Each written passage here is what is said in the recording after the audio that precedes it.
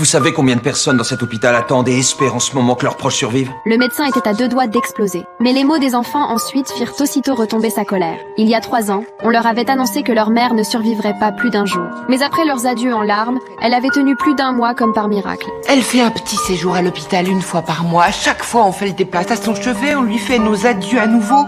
Et à chaque fois, elle finit par aller mieux.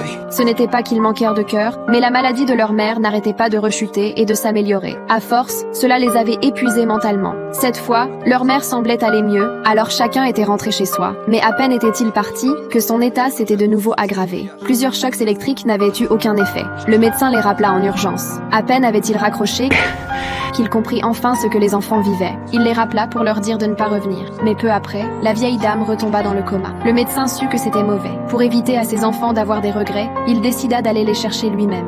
Mais quand ils arrivèrent enfin, le médecin dut annoncer l'heure du décès. Voilà, elle est morte. Officiellement, vous n'êtes plus obligé de rester, vous pouvez prendre l'avion. Leurs visages se figèrent de tristesse. Ils comprirent que cette fois, l'adieu était réel. La douleur les envahit d'un coup. Mais la seconde suivante... Oh, alors là, c'est une blague. Bon sang, ça ne va jamais finir. Si,